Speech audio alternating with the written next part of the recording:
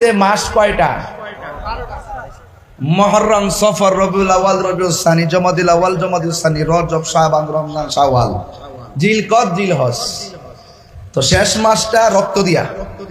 তাহলে বোঝা গেল যারা কুরবানি করব তারা ফজিলত পাইব, যারা করতো না তারা পাইতো না। বুঝছেন কি কইতেছি?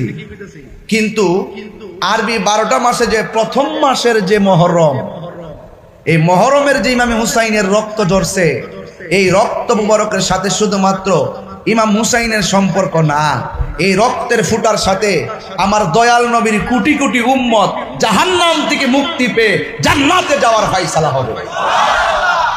তো এই দিকে রক্ত, ওই দিকেও তো দুই রক্তের দাম আছে না নাই? এমন একটি টার্নিং পয়েন্টে আমি ওয়াজ করতে বসছি। আমি বুঝাইতেছি আর কি কোন মাঝখানে বসছি। এটা মাঝখানে বসছি, সাগরে পড়ে গেছি কেন? মুহররমের মাসটা আইতেছে। রমজানের রোজা আসেনি? মা বোনরা আছে তো একটু ওজিফা দিয়ে কাম হয়ে যাবো, এরা কিন্তু এটা পালন করে বেশি।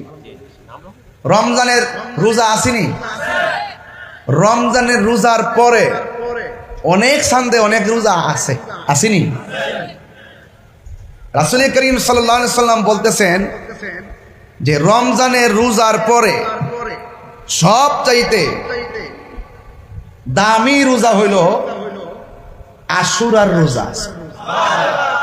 আশুরা কি? আশুরা হইল মুহররমের 10 তারিখ। 1 থেকে 10 আছে না? তো 10 তারিখে রোজা রাখে না অনেকে। তবে হাদিস শরীফে আছে একদিন না, রোজা রাখবো 2 দিন। কইলে 9, 10 আর নাইলে 10, 11। 9, 10 আর না হয় 10, 11। এই হাদিসটা পড়লে তাইলে এলাকার মধ্যে কিছু মৌলবী আছে যারা বুঝে তাহির কিতা ওয়াজ পারে, এরা একটু বুঝাই পেলে দলিলটা কইয়া দিয়া যায় যে কিচ্ছা কইতে পাইছে না ভাগনা।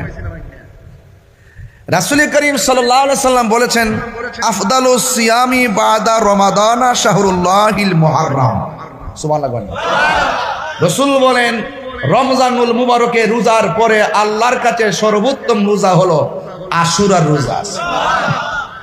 এরপরে বলতেছে ওয়া আফদালুস সালাতি বাদাল ফরিদাতি সালাতুল লাইলি। রাসূল করিম সাল্লাল্লাহু আলাইহি সাল্লাম বলেছেন 5 ওয়াক্ত নামাজ তো ফরজ। এই 5 ওয়াক্ত ফরজ নামাজ আল্লাহর কাছে সর্বোত্তম। এই উত্তম নামাজের পরে সবচাইতে উত্তম নামাজ আওয়াবিন আছে, চাশতো আছে, ইশরাক আছে, দুহা আছে, নফল আছে, আছে না নাই?